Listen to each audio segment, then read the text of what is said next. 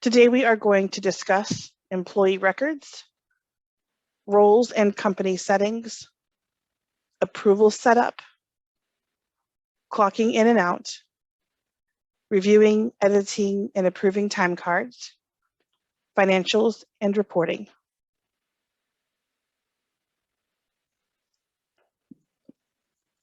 We are going to start in role setup.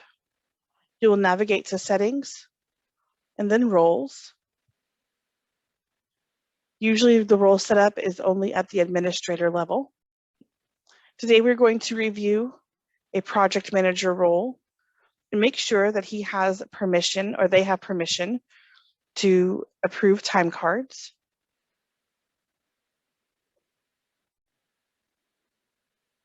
Go to jobs and then time cards. As you can see, time card approval is not checked, which means project managers do not have permission to approve time cards. If you would like to give them permission, this is where you would check the box. For this demonstration, we're going to be logged in as an administrator who does have permission to approve time cards.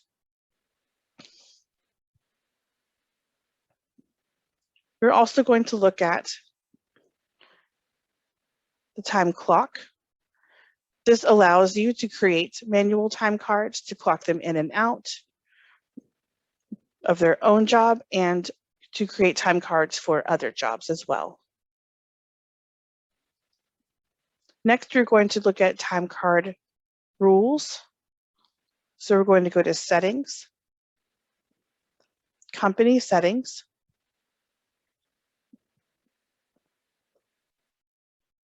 and then jobs.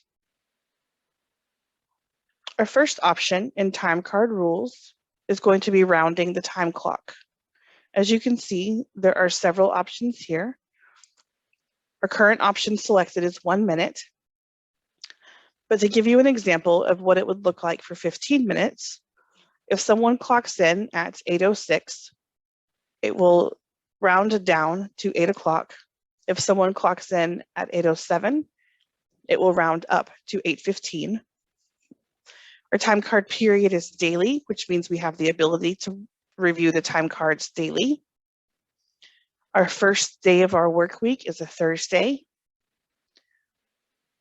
We have set up some time card rate rules.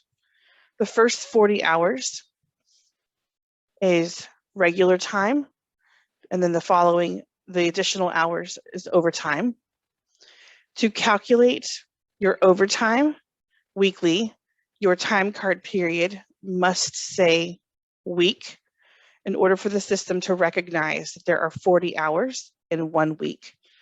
To review them daily, you will have to change the overtime rate manually at the end of the week.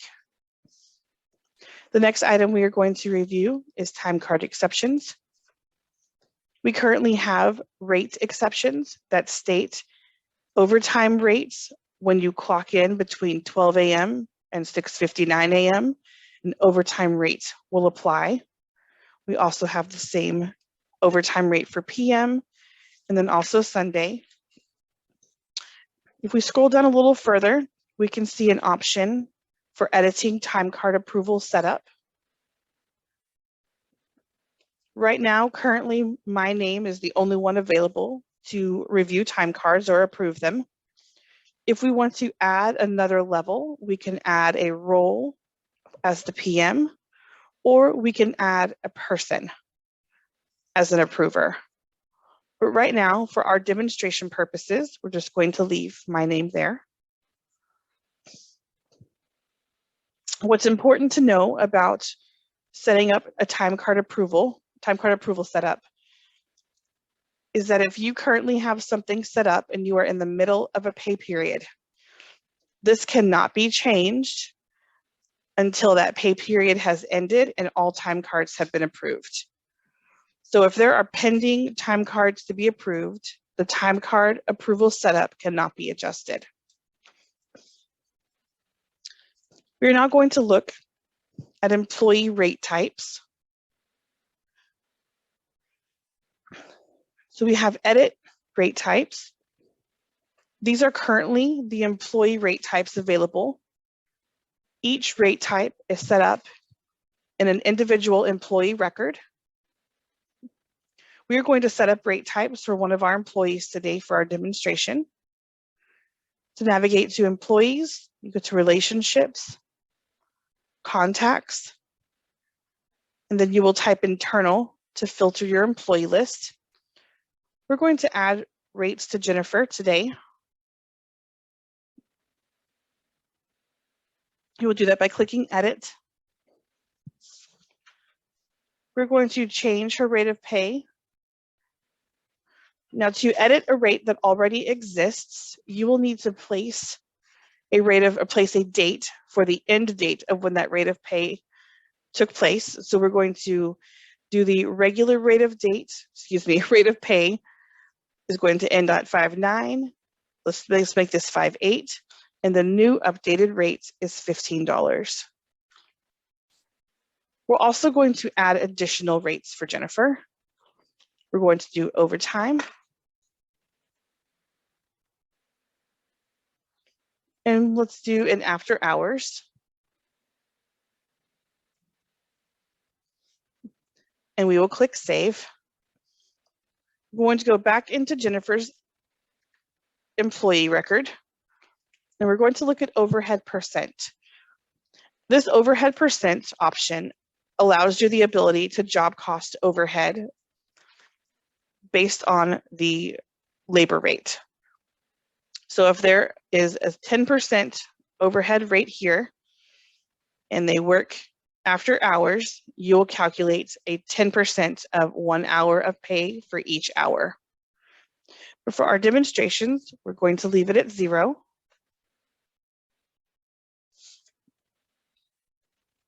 Once we have the employee rate of pay set, now we can successfully use the clock in and out feature. Employee rates must be set prior to clocking in and out, because if you set a rate of pay after time cards are approved, it does not go backwards. It is not retroactive. It only applies to time cards moving forward. So it is important to set the rate of pay prior to processing time cards. There are several different ways to clock in and out. The first way to clock in and out is to use this time card option here.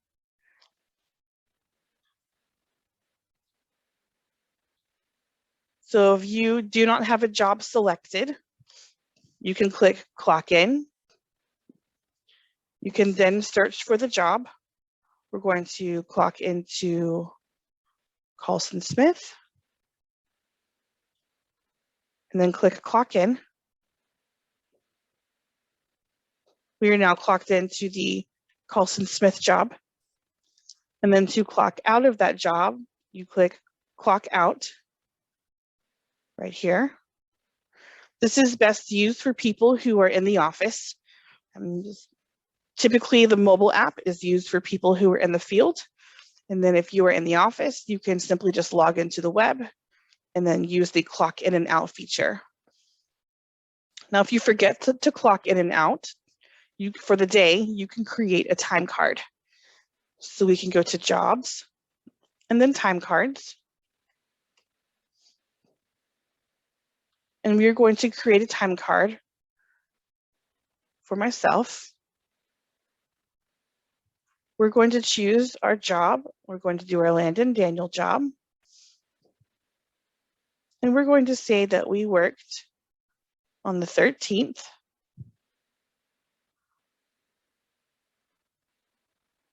From 10:30 a.m.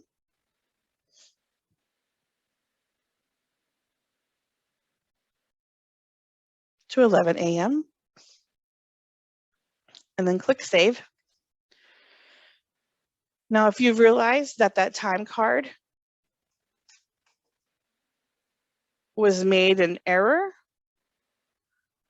then you can simply edit the time card or you can delete it. So here's our time card. We're going to say, okay, we entered the time for May 13th. Here's our time card. And then we can just simply delete the time.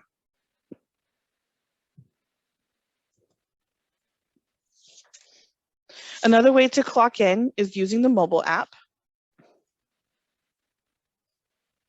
The mobile app gives you the ability to choose your job and then clock in.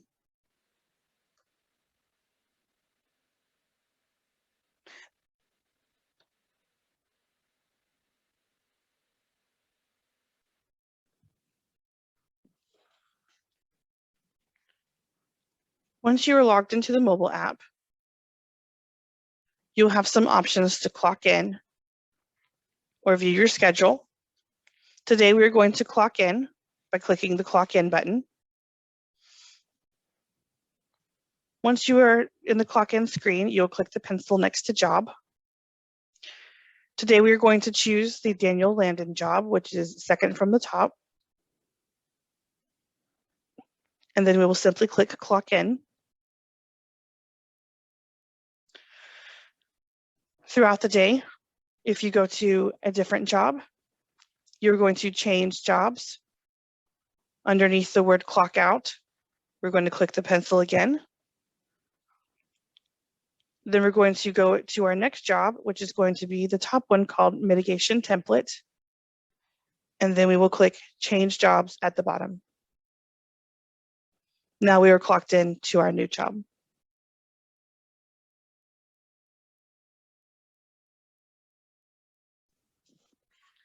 Once all of the time cards are entered, we can then go in and approve the time cards, either based on the job or based on the employee. So we're going to go to jobs and then time cards. We're going to enter in the date range for which we would like to approve. We're going to choose Monday the 9th to Friday the 13th. And that will show us all of the time cards in that date range. If you would like to review one employee at a time, we can simply filter at the top above employee. If you would like to review one date at a time, we can enter one date. And you can see the days, the days that the time card was entered. Or if you'd like to filter by job, you may also type in the job number. Or you may type in the job name. To edit a time card, you will click Edit. And then we can change the time. We can change the labor, the category. We can assign it to a work order. So we're going to push this back to 9:30 and then click Done. And you can either type in a description in this box, or you can save the time card and then double click and type in a description here. And then click Update. The screen will refresh and you will see that it is approved. If we want to only see one date and not have all of the days available, we can change our date range to show us only the 12th, or we can change it to show us only the 9th. And then we can review that specific day. Once all of the time cards have been edited and they are correct, we will then click Time Card Approval. The first item is to select the date range in which we would like to review and approve the time cards. We are going to select May 9th through May 13th, and then click Load Time Cards. This will give us all employees that have time cards within this date range. This also gives us the ability to change the rate of pay. If the person is missing a rate of pay, then we would need to go into the employee record and then edit that rate of pay. So this person started work at 6 a.m. and ended at 9 a.m. Now we have rules that state that 6 a.m. should be overtime. So what we're going to do is actually split this time, and we're going to say 2 of these hours are regular, and then 1 of these hours is overtime. Okay. Once we have reviewed all of the time cards and changed the rates, we are going to click the button that says select all time cards for employees. And again, this is after we have reviewed all the time cards for each person and made those edits. So let's go ahead and make some more edits here. This is 2. This highlights yellow to let you know you don't have a correct amount of hours in the time. So now it's no longer yellow because it is saying 6 to 9 is 3 hours. Then here's 2 and 1 is 3. Let's change Kristen's time. So you click the plus sign. We're going to do 2 regular hours and 1 overtime. Again, once all of this is reviewed, we're going to click this button that says select all time cards for all employees. And then once you click it, it selects the approve button for all time cards. And then you will click approve selected. It will ask you if you are sure, and then you will say yes. Once the time cards are approved, they are no longer in this list to be approved. It has now been removed and been updated to job costing. We're going to go to our Landon Daniel job and review the job costing. There's a few different ways you can get back to the job screen. You can click proven jobs, or you can toggle here and then click jobs. So now we're going to click edit.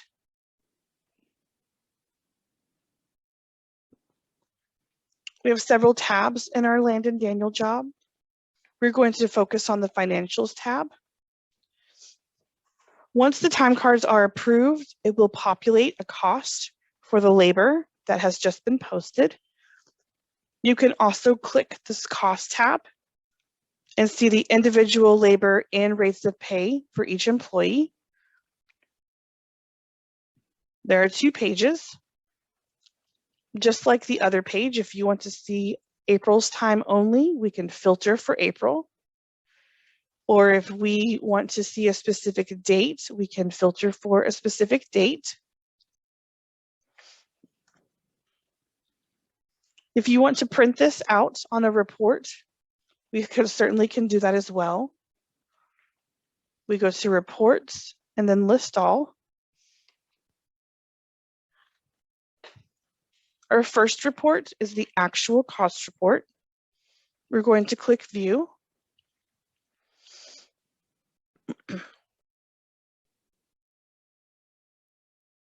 And then we're going to select our job. After selecting the job, we click submit, and then we can see our labor to the job. One important thing to note is that the labor will not show up on the actual cost report until the time cards are approved. But there are other reports that we can review that do show us time prior to approval. We're going to click what I call the box of boxes to go back to our list. We are then going to type in the word time. This will then provide us with several reports. The first one we're going to review is time card approval. We're going to click view. And we're going to select the job. But the first thing we need to do is change the date range. So if this job started, if this job started back in May and you want to see all the time cards for this job, we can select job by job. We could do May 1st to May 17th and then look for the job.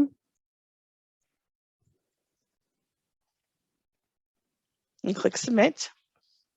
And this is all the time for April for this job. And there are actually 3 time cards here. Or if you would like to not make this job specific, if you want to see all time worked during that pay period, Then we would select that specific pay period and then simply click submit, and it would give us all employees for this date range and all jobs. Another report is called Timecard sign off. This actually has a signature line where you can print these and then give them to your employees to sign off on for approval. We're going to focus on this pay period, May 9th through May 13th, and we're going to click submit. This shows the summary of Jennifer's time, shows 7 hours on the 9th. April works 19 hours that week, and then Kristen works 7 hours also. This can then be printed out and then given to the employee to sign off. I would like to note that the first two reports, time card approval and time card sign off, does not require time cards to be posted for them to show up. However, the next report that we are going to look at does require time cards to be posted for the wages to show. And it is hours by job. So we're going to click view. We're going to leave this date range because this goes all the way back to the beginning of time to today. And actually this is tomorrow.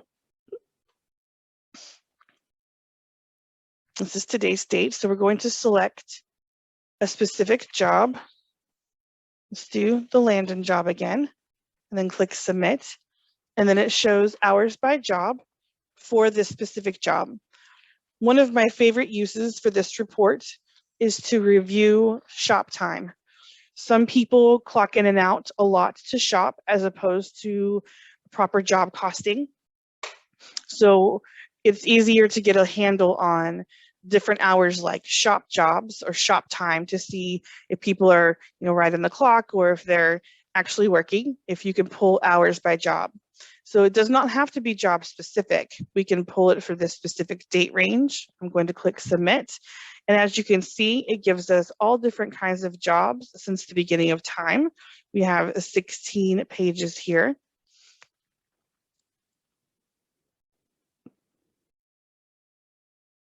And then these are our jobs.